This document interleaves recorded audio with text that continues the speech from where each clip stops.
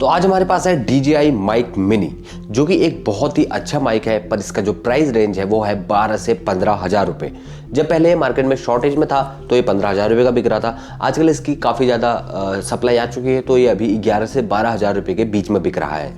तो आज की इस वीडियो में मैं आपको बताऊंगा कि क्या ये माइक 12,000 रुपये की वर्थ को रखता है, और एक ऐसे स्कैम के बारे में भी आपको बताऊंगा जो मेरे साथ होते होते बचा, और कैसे अगर आप इस माइक को खरीदने जाते हैं तो ये स्कैम आपके साथ भी हो सकता है। तो सबसे पहले मैं आपको बताता हूँ कि इस माइक को खरीदने से पहले जो स्कैम आपके साथ हो सकता है उससे आपको कैसे बचना है। तो ये माइक मैंने अमेज़न से मंगाया था, और अमेज़न पे ये माइक सबसे ज़्यादा बिकने वाला माइक है जिस सेलर से मैंने खरीदा था। लेकिन इसके बावजूद भी मैंने खरीदने से पहले जबकि सारे रिव्यूज़ भी चेक किए थे, लेकिन मेरे पास जो पहला पीस आया था वो डिफेक्टेड था। वो मेरे मोबाइल से कनेक्ट नहीं हो पा रहा था, और मेरे कैमरे से भी कनेक्ट होते वक्त कभी कभी दिक्कत दे रहा था।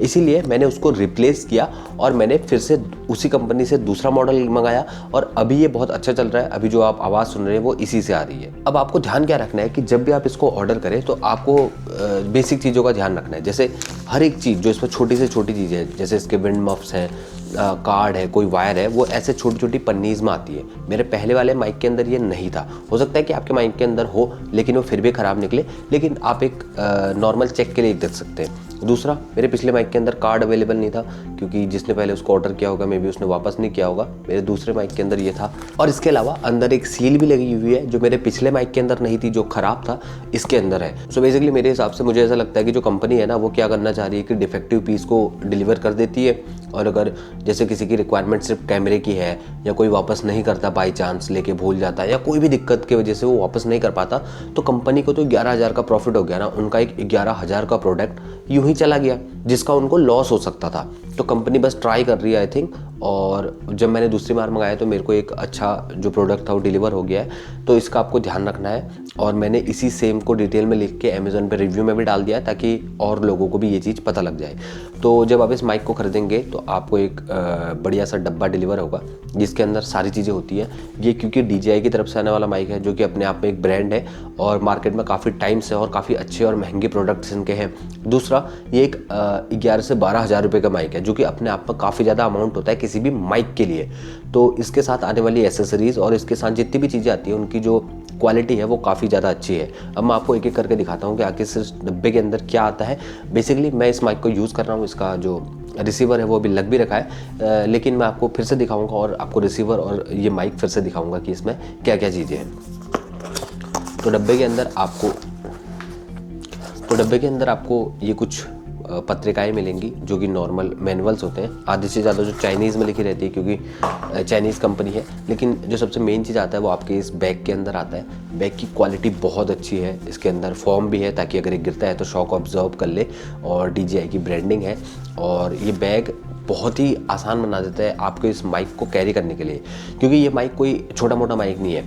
इसमें एक रिसीवर है, 2 माइक है, TRS केबल है, उसके अलावा चार्जिंग केबल है, उसके अलावा 4 जो विंड हवा को रोकते हैं वो है माइक के ऊपर लगने वाले। और अगर आप कोई और एसेसरी माइक की यूज़ करना चाहते हैं तो वो भी आप इस पाउच में डाल सकते हैं। इसके अलावा चार्जिंग केस है बड़ा सा। तो ये सारी चीज़ें आप इस पाउच में इजीली कैरी कर सके, इसके लिए DJI ने बहुत ही प्यारा सा पाउच दिया है। तो बेसिकली इस बजट में हॉलीलैंड का भी एक माइक आता है, जो कि बहुत पॉपुलर है मार्केट में, लेकिन मैंने उसको नहीं खरीदा, क्योंकि हॉलीलैंड रिलेटिवली एक नई कंपनी है, और पूरी ही चाइनीज़ कंपनी है। उसका तो यहाँ कुछ भी अवेलेबल नहीं है। एटलीस्ट DJI के कुछ डीलरशिप्स अवेलेबल है, जहाँ आप जाके मे बी वारंटी क्लेम कर सकते हैं, क्योंकि प्रोडक्ट में रिटर्न की फैसिलिटी अवेलेबल नहीं है। हालांकि मेरे एक दोस्त ने कहा कि अमेज़न में कस्टमर केयर को रिक्वेस्ट करने से वो रिटर्न कर भी देते हैं कभी कभी, लेकिन आई डोंट नो कि होता है कि नहीं होता। तो छोटी मोटी एसेसरीज़ में मैं आपको दिखाता हूँ सबसे पहले कि क्या क्या आता है। तो आपको इसके अंदर सबसे पहले तो एक चार्जिंग केबल मिल जाएगी, जो कि टाइप सी है। टाइप सी चार्जिंग को ये सपोर्ट करता है, और इसके बॉक्स को और रिसीवर को आप अलग अलग चार्ज कर सकते हैं, लेकिन माइक्स को चार्ज करने के लिए आपको केस में ही डालना पड़ेगा।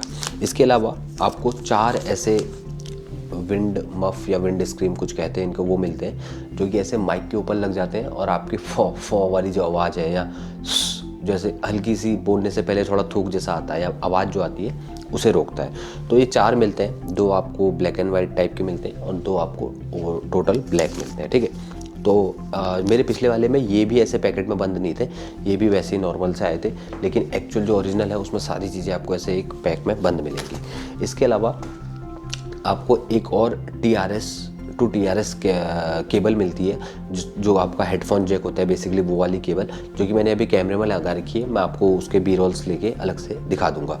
और इसके अलावा इसमें आपको सबसे मेन चीज़ जो है वो है ये केस, जो कि एक्चुअल में माइक है, और आप इसको भी लेकर ट्रैवल करेंगे तो आपका सारा सामान इसके अंदर आ जाएगा। तो मैं इस सील की बात कर रहा था जो कि यहाँ पे लगी हुई थी। तो अगर आपको ये खोलना है तो आपको इसको ब्रेक तो नहीं करना पड़ा क्योंकि खाली चिपकने वाला है, लेकिन मेरे पिछले माइक के अंदर ये सील अवेलेबल नहीं थी।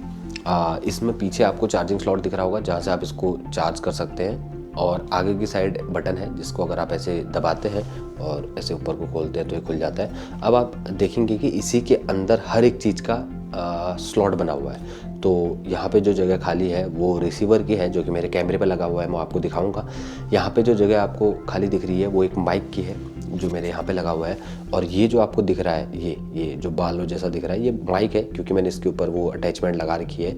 और निकालते हुए अगर आप देखेंगे भी, इसमें ग्रीन लाइट पहले ब्लिंक कर रही थी, अभी एकदम से निकालते ही ये ब्लिंक सीधे रिसीवर से कनेक्ट हो गया है और ग्रीन लाइट लिंक होना बंद हो गई है। तो इतना फास्ट और क्विक है ये माइक।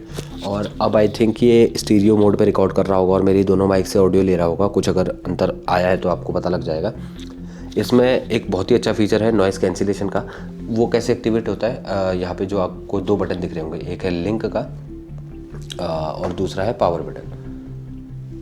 ठीक है, तो पावर बटन को अगर मैं एक बार प्रेस करता हूँ तो इसकी दूसरी साइड एक पैराट्रीन या येलो काइंड तरीके की LED जल जाती है, जो कि कह रहा है कि अब नॉइज़ कैंसिलेशन ऑन हो चुका है इस माइक का, इसका नहीं हो रखा है। तो दोनों माइक का इंडिविजुअली नॉइज़ कैंसिलेशन ऑन होता है। इसके अलावा ऐप का फीचर भी है, DJI का एक ऐप आता है, उसको अगर आप डाउनलोड करते हैं तो काफ़ी ज़्यादा फीचर्स आप वहाँ से अनलॉक कर सकते हैं। फिलहाल के लिए मैं फिर से पावर बटन को दबाऊँ तो इसका जो नॉइज़ कैंसिलेशन है वो बंद हो चुका है। ठीक है, ऑडियो की क्वालिटी अभी आपको पता ही लग रही होगी क्या है। और मेरा और ये कोई डिटेल्ड रिव्यू नहीं है इस माइक के लिए, ये बस एक यूज़र पर्सपेक्टिव से मैं रिव्यू देना चाहता था। और बेसिकली मैं बताना चाहता था कि अगर आपके पास माइक ख़राब भी आ सकता है तो आप उसको चेंज करवाइए और रिटर्न भी डाल सकते हैं। और माइक खरीदने से पहले इन चीज़ों का ज़रूर ध्यान रखिए जो मैंने आपको बता रखी है।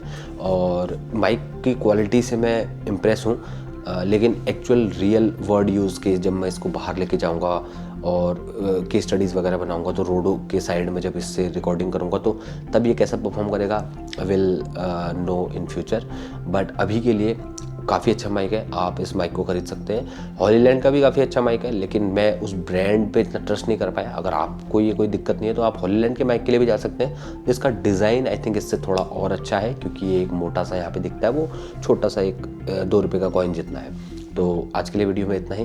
अगली वीडियो में फिर मिलेंगे किसी और ऐसे ही कंटेंट क्रिएशन या इसके रिलेटेड चीज़ों के बारे में बात करते हुए। तब तक के लिए